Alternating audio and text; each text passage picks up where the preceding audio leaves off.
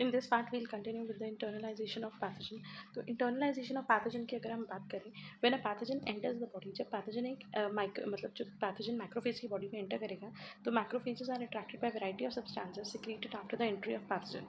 जब पैथोजन हमारी बॉडी में एंटर करता है तो बहुत सारे ऐसे केमिकल सिग्नल्स रिलीज होते हैं जिनकी वजह से माइक्रोफेज जो है वो अट्रैक्ट हो रहा है। एंड दिस प्रोसेस, ये जो केमिकल सिग्नल के थ्रू मैक्रोफेज को अट्रैक्ट करा जाता है, that is known as chemotaxis.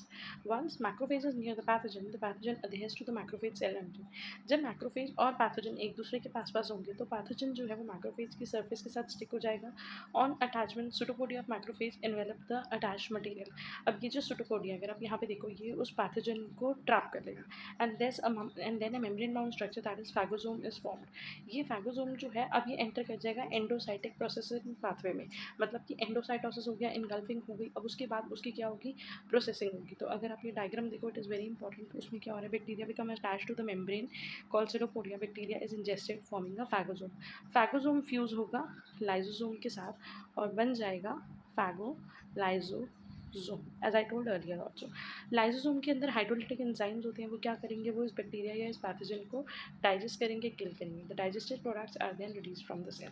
So thus in the endocytic pathway the membrane bound phagosome go inside the cell where it fuses with the lysosome and form phagolysosome, and thus the killing of pathogen takes place in two different ways। अब pathogen की जो killing होगी वो दो तरीके से होगी। जो किलिंग ऑफ पैथोजन है, it can be oxygen dependent, वो ऑक्सीजन डिपेंडेंट भी हो सकती है या फिर वो ऑक्सीजन इंडिपेंडेंट भी हो सकती है। अगर हम बात करते हैं ऑक्सीजन डिपेंडेंट पाथवे की, so you should know when the macrophage recognise pathogen they become activated. Macrophage activate हुए थे जब उन्होंने पैथोजन को रिकॉग्नाइज करा था। और रिकॉग्नाइज कैसे करा था, हमने पढ़ा था पीआरआर्स के through. In figure 2.5, you can observe that in activated macrophages, metabolic process called a respiratory burst occurs। तो ऑक्सीजन की प्रेजेंस में इनके अंदर एक प्रोसेस होता है जिसको बोलते हैं respiratory burst. When the lysosome fuses with phagosome, activation of membrane bound oxidases occur। तो मेम्ब्रेन के ऊपर जो ऑक्सीडेजेस होते हैं जैसे कि NADPH ऑक्सीडेज, माइलोपेरोक्सीडेज, ये एक्टिवेट हो जाते हैं और ये एक्टिवेट होकर क्या करते हैं, ऑक्सीजन को रिड्यूस कर देते हैं सुपर ऑक्साइड में, reactive oxygen intermediate, hydroxyl radicals and hydrogen peroxide which are toxic to ingested microbes. तो ये केमिकल रिएक्शन होंगे, ऑक्सीजन जो होगा वो रिड्यूस होना शुरू हो जाएगा, उसकी वजह से हाइड्रोक्सिल रेडिकल्स फॉर्म होंगे, उसकी वजह से फॉर्म होगा हाइड्रोजन पेरोक्साइड, और ये जो होते हैं वो टॉक्सिसिटी कॉज करते हैं उस माइक्रोब को। And this is how oxygen dependent pathway occurs in the killing of pathogen. अब हम देखते हैं कि अगर ऑक्सीजन की जगह जो दूसरा होता है that is oxygen independent pathway, मतलब वो पाथवे जिसके अंदर ऑक्सीजन यूटिलाइज नहीं हो रहा। So it involves the destruction of the pathogen where lysosomal enzyme such as protease, phospholipases, nucleus lysosome. मतलब कि अब मैक्रोफेज अपने मेम्ब्रेन बाउंड ऑक्सीडेजेस या अपने मेम्ब्रेन बाउंड एंजाइम्स को यूज़ नहीं कर रहा। अब लाइजोसोम के अंदर पहले से जो हाइड्रोलाइटिक एंजाइम्स प्रेजेंट थे सिर्फ वो काम कर रहे हैं। These enzyme help to kill the pathogen primarily by breaking down their cell membrane. However this is a less effective mechanism as compared to the oxygen dependent pathway। So these were the two pathways for killing of pathogen। अब next बात करते हैं induced response की। हमने chapter की beginning में देखा था कि जो इनेट इम्यूनिटी होती है उसका फर्स्ट पार्ट होता है बैरियर, उसमें एनाटॉमिकल बैरियर्स होते हैं, फिजियोलॉजिकल बैरियर्स होते हैं। वंस अगर पैथोजन इन्वेट कर या बॉडी के अंदर इन बैरियर्स को क्रॉस करके या फेल करके, तब सेकेंड प्रोसेस जो होता है वो होता है फैगोसाइटोसिस, और जो लास्ट प्रोसेस होता है वो होता है हमारा इंड्यूस्ड रिस्पॉन्स। तो the PRR induced signaling, which you have studied about, causes expression of various genes which produce a variety of protein that enhance innate immunity।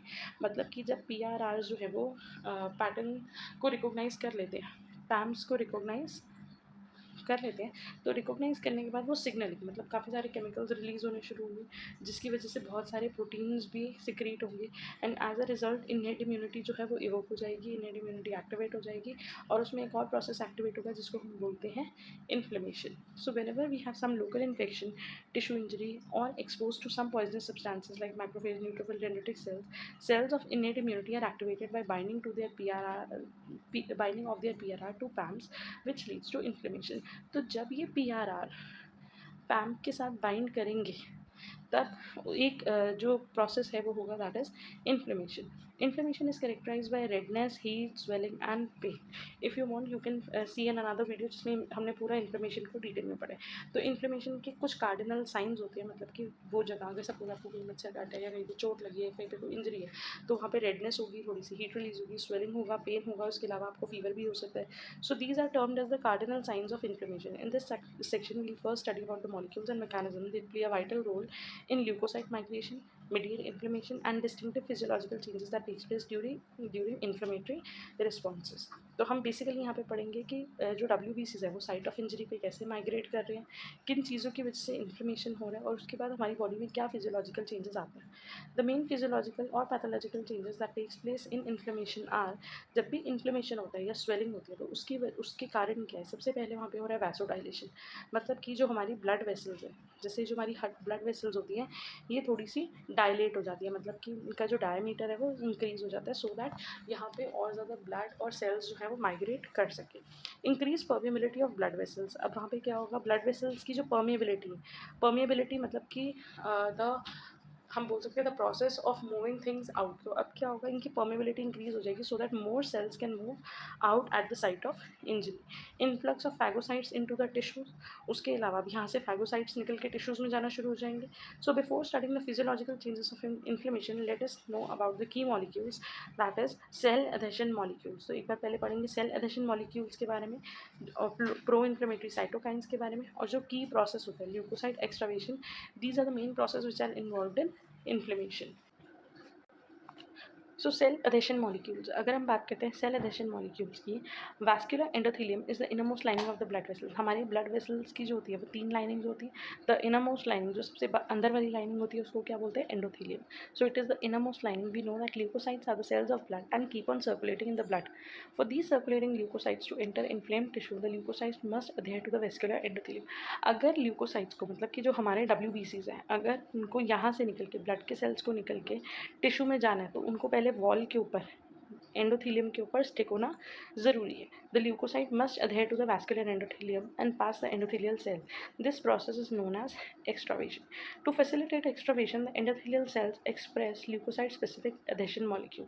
ये जो एंडोथेलियल सेल्स होते हैं, मतलब कि जो इनरमोस्ट लाइनिंग के जो सेल्स होते हैं, ये कुछ केमिकल रिलीज करते हैं जिनको हम बोलते हैं leukocyte specific cell adhesion molecule. CAM मतलब cell adhesion molecule. The circulating leukocytes have receptors. अब उन ल्यूकोसाइट्स के ऊपर, WBCs के ऊपर रिसेप्टर्स होते हैं जो इन CAM के साथ बाइंड कर जाते हैं.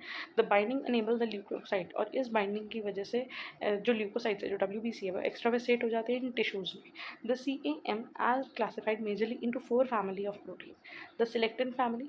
Selectin are the members glycoprotein which bind to specific carbohydrate group, and the initial stickiness of leukocytes which help them to stick to vascular endothelium is due to selectin. तो basically पहली family है selectin family. ये कुछ special glycoproteins होते हैं जो carbohydrate के साथ बाइंड कर देते हैं, और इस स्टिकीनेस की वजह से ये वैस्कुलर एंडोथेलियम के साथ ईजिली स्टिक हो जाते हैं. सेकेंड है mucin family. The mucin family have the mucin like family. These are highly glycosylated serine and threonine rich proteins. यहाँ पे जो ग्लाइकोसाइलेटेड प्रोटीन्स होते हैं और उनमें सीरीन और थ्रियोनिन जो होता है वो बहुत ज़्यादा होते हैं. The next is integrin family. Integrin जो होता है वो हेट्रोडायमेरिक प्रोटीन्स होते हैं. डायमेरिक मतलब 2 यूनिट से बना हुआ है, और हेट्रो मतलब कि 2 डिफरेंट यूनिट से बना हुआ है, which are present on leukocytes and facilitate adherence to the vascular endothelium and other cell-to-cell interaction. And the last one is immunoglobulin, that is antibodies, जो super family intercellular adhesion molecules से belong करती है, ICAM. And vascular cell adhesion molecules are included in this family. And these adhesion molecules have immunoglobulin like domains. इनके जो structures होते हैं, इनके जो बाइंडिंग डोमेन्स होते हैं वो एंटीबॉडी की तरह होते हैं. So these are the basic family. हमारी पहली फैमिली है सिलेक्टिन फैमिली, दूसरी है mucin like family, third family है integrin family, and the fourth is immunoglobulin super family, जिसमें हमारे पास आते हैं ICAMs और VCAMs. ये सारे मॉलिक्यूल्स हैं जो ल्यूकोसाइट को हेल्प कर रहे हैं एंडोथेलियल के साथ बाइंड करने के लिए और एक्स्ट्रावेसेट करने के लिए. नेक्स्ट है प्रो इन्फ्लेमेटरी साइटोकाइन. साइटोकाइन्स हमने पढ़ा हुआ है कि ये कुछ केमिकल प्रोटीन्स होते हैं जो केमिकल सिग्नलिंग में हेल्प करते हैं. तो cytokines are small proteins that are important in regulating the growth and activity of immune system cells and blood cells. When cytokines are secreted, they signal the immune system to activate it. वो immune system में signaling का काम कर रहे हैं और immune system के अलग अलग cells को अलग अलग तरीके से activate करते हैं, and induce various changes leading to inflammation such as transmigration and extravasation. जैसे कि transmigration होना मतलब एक जगह से दूसरी जगह पे migration होना, और extravasation मतलब कि cells का blood vessel से निकल के tissue में जाना to the site of infection and injury. They are initially initially secreted after PAMP and PRR interaction by the epithelial cell, macrophages, dendritic cells, and later on by the damaged tissues. These cytokines include cytokines में हमारे पास कौन कौन से interferons, interleukins, chemokines and enzymes. अब जब हम बात कर रहे हैं interferon, it is only a class of group. Interferon में there are many types of interferon, many types of interleukins, there are many type of cytokines, chemokines, etc. Interferons की बात करें तो इंटरफेरॉन है alpha and beta, a group of signalling proteins produced and secreted by host cell in response to presence of several viruses. Interferon को तो ये चीज़ बहुत important है, इस चीज़ को आप मार्क कर लो कि इंटरफेरॉन मेनली काम किस कैटेगरी में करेंगे, एंटी वायरल कंडीशंस क्रिएट करने के लिए. तो जब हमारी बॉडी में वायरस सेल इन्फेक्ट होगा तब जो उनसे साइटोकाइन्स रिलीज होते हैं वो होते हैं इंटरफेरॉन, ताकि हमारी बॉडी में एंटी वायरल डिफेंस जो है वो जनरेट हो जाए. The next category is interleukin.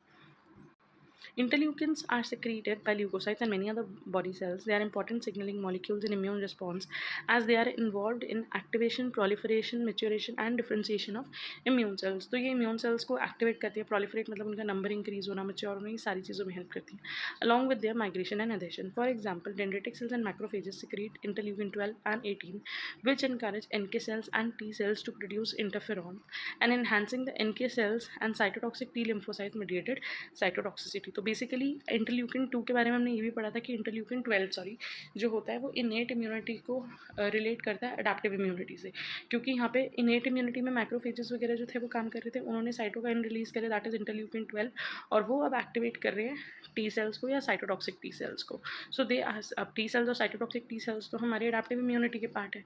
So this is how both the immune responses are correlated. The next cytokines are chemokines. These have chemoattractant properties which facilitate the cell migration through venules from blood into tissue and vice versa. तो ये chemoattract मतलब ये chemical ऐसे है जो attract कर रहे हैं सेल्स को टिश्यूज़ की तरफ लेके जा रहे हैं. And in induction of cell movement in response to chemical gradient by chemotaxis. और इंडक्शन ऑफ सेल मूवमेंट मतलब सेल की जो मूवमेंट है उसको इंड्यूस कर रहे हैं कि सेल को किस तरफ मूव होकर किस टिश्यू या किस स्ट्रीम की तरफ जा रहे हैं. Some are produce constitutively and mediate the migration of leukocyte throughout the body. कुछ जो होते हैं वो कंटिन्यूसली प्रोड्यूस होते रहते हैं, कुछ कीमोकाइन हमारी बॉडी में हमेशा प्रोड्यूस होते रहते हैं, where are some are produced following PRR signalling. लेकिन कुछ ऐसे कीमोकाइन है वो सिर्फ तभी प्रोड्यूस होंगे जब हमारी बॉडी में PRR पैम्प्स को रिकॉग्नाइज कर लेंगे. मतलब अगर कोई पैथोजन या कोई फॉरेन एंटीजन एंटर होगा जिसकी वजह से PRR और पैम्प बाइंड करेंगे तब कुछ कीमोकाइंस रिलीज होंगे after binding the PAMs DAMs at the site of infection. The last chemokine की category में हमारे पास enzymes, inducible nitric oxide synthase and cyclooxygenase 2. PRR and PAM interaction induces gene and which produce two enzymes. तो जब PRR और PAM interact करते हैं, आपस में एक दूसरे के साथ bind करते हैं, तो कुछ genes जो हैं वो दो तरीके के enzymes बनाना शुरू कर देते हैं, IGNOU and COX2. IGNOU catalyze the production of nitric oxide which kills phagocytosis microbes and COX2 catalyze the synthesis of prostaglandins which are potent pro-inflammatory in nature. तो जो नाइट्रिक ऑक्साइड है वो माइक्रोब्स को किल करने में हेल्प करेगा जिनका phagocytosis हो चुका है, और COX2 जो है वो इन्फ्लेमेटरी चेंजेस करने में हेल्प करेगा बॉडी के अंदर. सो अब आ जाता है next part, that is leukocyte extravasation. Leukocyte extravasation मतलब कि ल्यूकोसाइट्स का माइग्रेट होना, ब्लड वेसल से निकल के टिश्यू के अंदर एंटर होना. When PRR bind with PAM, various inflammatory cytokines induce the local blood vessel to increase the expression of endothelial CAMs. जब PRR और PAM बाइंड करते हैं तो काफ़ी सारे केमिकल्स जो है वो इंड्यूस कर देते हैं कि कैम्स रिलीज होने शुरू हो जाए, मतलब कि सेल अट्रैक्टेंट मॉलिक्यूल जो है वो ल्यूकोसाइट को एंडोथेलियल के साथ स्टिक करें. Once this happens, we say that vascular endothelium is inflamed.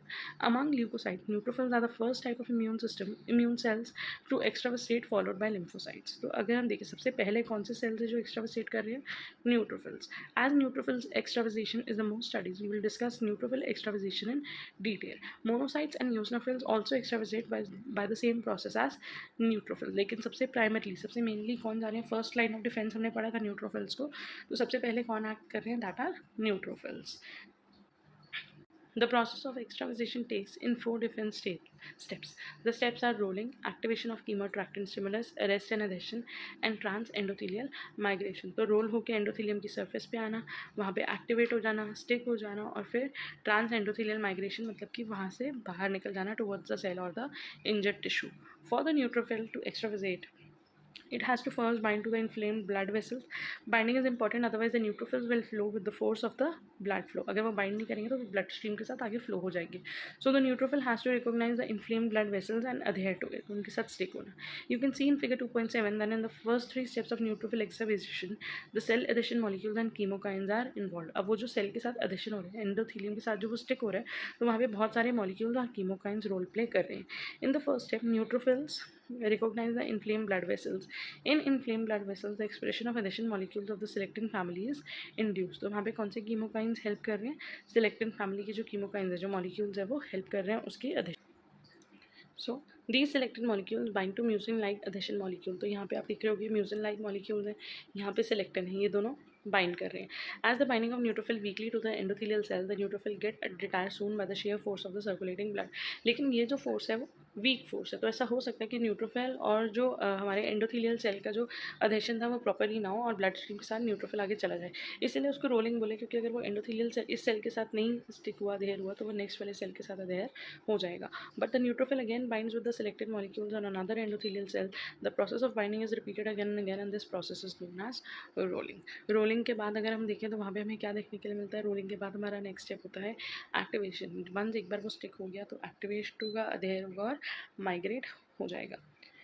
So in figure 2.7 step 2, you can see that rolling of the neutrophil activates the chemokine interleukin 8 and macrophage inflammatory protein and other chemoattracted platelet activating factor, the complement products and various N-formyl peptides which are formed due to disruption of bacterial protein. When these chemoattractant bind to the receptor present on neutrophil membrane, it activates G protein associated signals. अब यहाँ पे बहुत सारे chemicals produce हैं, बहुत सारे chemokine produce है, interleukin produce है, उसके अलावा इन्फ्लेमेटरी प्रोटीन इन्वॉल्व है, कीमोट्रैक्टेड जैसे कि प्लेटलेट एक्टिवेटिंग फैक्टर इन्वॉल्व है, कॉम्प्लीमेंट्स इन्वॉल्व है. इन सब की वजह से जो होगा वो एक्टिवेशन होगा. When these chemoattracted bind to the receptor present on neutrophil, it activate G protein. मतलब it is a type of signalling. Signalling मतलब कि मैसेज देना, न्यूट्रोफिल के अंदर मैसेज ट्रांसफर हो रहा है. This signal result in increase affinity of integrin molecule. Signals के बढ़ने की वजह से इंटीग्रिन मॉलिक्यूल इंक्रीज हो रहे हैं और integrin molecule present on the neutrophil to the IgG super family adhesion molecules on the endothelium. As a result neutrophil जो है वो अधेयर कर जाएगा एंडोथीलियम सेल के पास more strongly. The neutrophil then passes through the blood vessel into the tissue with the help of chemoattractant. So this was the whole process of leukocyte extravasation. Moving on to the next, that is localized and systemic response. Localized मतलब होता है कि जहाँ पे injury हुई है, जहाँ पे कट है, वूंड है, वहाँ पे जो रिस्पॉन्स हो रहा है that is the localize inflammatory response. और सिस्टमिक जो हमारी पूरी सर्कुलेशन में हो रहा है. Inflammation is a physiological response which occurs in case of injury infection. It is of two kind, acute और chronic. Acute inflammation is accompanied with rapid systemic alteration in the level of plasma protein, जैसे कि CRP. हमारी body में जब भी कोई infection होता है तो कुछ एक्यूट फेस प्रोटीन होते हैं, शॉर्ट टर्म प्रोटीन होते हैं जैसे कि CRP, वो बढ़ने लग जाते हैं. When there is continuous activation of immune response, it causes chronic inflammation. और अगर ये continuous process रहेगा तो वो हो जाएगा chronic inflammation. We know that neutrophils are the first cells of innate immunity to reach the site of injury. Neutrophil production increases tenfold during acute inflammation. In acute inflammatory responses, localized and systemic responses occur. Localized response की बात करें, in the beginning you have read that cardinal signs of acute inflammation are swelling, redness, heat, pain and loss of function. And the 3 steps of inflammation. 3 चीज़ें हो रही है, vasodilation हो रहा है, परमेबिलिटी ऑफ ब्लड वेसल्स बढ़ रही है और इन्फ्लक्स ऑफ फैगोसाइटोसिस हो रहा है. इसी की वजह से स्वेलिंग, रेडनेस वगैरह ये सारी चीज़ें हो रही है. So this is a very important diagram. अगर आप यहाँ पे देखो तो यहाँ पे हमें दिया हुआ है, ये है ब्लड वेसल और ये है हमारा इंजर्ड या डैमेज टिश्यू. तो जब हमारे टिश्यू में डैमेज हुआ तो उसकी वजह से क्या होगा, यहाँ पे ब्लड के सेल्स आ रहे हैं और अगर आप देखोगे ल्यूकोसाइट का एक्स्ट्रावेजेशन हो रहा है. तो basically tissue damage causes release of vasoactive and chemoactive factors that increase the permeability. Permeability increase हो रही है. Permeable capillaries allow influx of fluid and cell, जिसकी वजह से यहाँ पे फ्लूइड और सेल्स जो है वो रिलीज होना शुरू हो जाएंगे.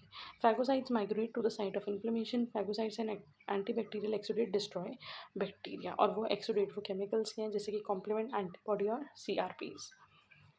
Next, when a tissue injury occurs, the very first step is the vasodilation, which occurs due to secretion of histamine from mast cell. Vasodilation increases the amount of blood entering into the area, क्योंकि पहले blood vessel narrow थी, अब वो dilate होकर उसका diameter बढ़ गया so that more blood can enter हुआ है. The increase in blood volume is what causes the redness. When an increase in blood volume and increase in vascular permeability is observed, which results in leakage of fluid from the blood vessels. This leakage causes the fluid to accumulate into the tissue, जिसकी वजह से होगा edema, that is swelling swelling. In sometimes extravasation of leukocytes will start. Extravasation of leukocytes will begin. This causes swelling and redness in the affected area. When the fluid exudes from the bloodstream, the kinin, clotting and fibrinolytic system are activated. मतलब हमारे platelets जो है वो activate हो जाएंगे. Several vascular alteration that takes place early in the local response are due to direct effect of plasma enzyme, which induce vasodilation and increase vascular permeability. Histamine is a strong mediator of inflammation as it is responsible for vasodilation and smooth muscle contraction. After a couple or few hours from the starting of the vascular changes, neutrophils stick to the endothelium of the blood vessels and migrate out of the blood into the tissue spaces. These neutrophils migrate to the tissue and phagocytose the invading pathogen and release mediators which enhance the inflammatory response. The mediator, that is macrophage inflammatory protein 1, 2, etc., attract more macrophages to the site of inflammation. Next हमारा आ जाता है systemic acute phase response. अगर हम बात करते हैं systemic acute phase response की तो यहाँ पे हमारा है the local inflammatory response is accompanied by systemic acute phase response which is characterized by fever. The fever means an increase in body temperature which causes suppression of the growth of pathogen. अगर हमारी body का temperature increase होगा तो उस time पे pathogen की जो growth है वो उस हाई टेम्परेचर की वजह से डिक्रीज होने लग जाएगी. तो फीवर भी जो है वो हमारी बॉडी का एक डिफेंस मैकेनिज्म ही है. In acute phase response, the serum level of CRPs increases thousandfold. CRP has the ability to recognize and bind to large number of microorganisms, also to activate complement, resulting in opsonine coating of microorganism. तो ये जब CRPs बढ़ेंगे तो इसकी वजह से क्या होगा, माइक्रोऑर्गेनिजम्स जो हैं ये उनके अलग अलग माइक्रोऑर्गेनिजम्स के अलग अलग सर्फेसेस के साथ बाइंड करेंगे. बाइंड करने की वजह से ये और कॉम्प्लीमेंट को एक्टिवेट करेंगे और ऑप्सोनाइजेशन करवाएंगे, मतलब कि प्रोग्राम फैगोसाइटोसिस करवाएंगे. However, some microorganisms are capable of escaping the immune system by evading the clearance by immune system. कुछ माइक्रोऑर्गेनिज्म जो होता है तब हमारी बॉडी से एस्केप कर जाते हैं. Such pathogens often later on induce a chronic inflammatory response. लेकिन तो ये था हमारा acute response. इस टाइम पे भी अगर कोई पैथोजन कोई बैक्टीरिया किल नहीं हुआ, दैट मीन्स वो हमारी बॉडी में फिर भी इन्फेक्शन और इन्फ्लेमेशन कोज कर रहे हैं.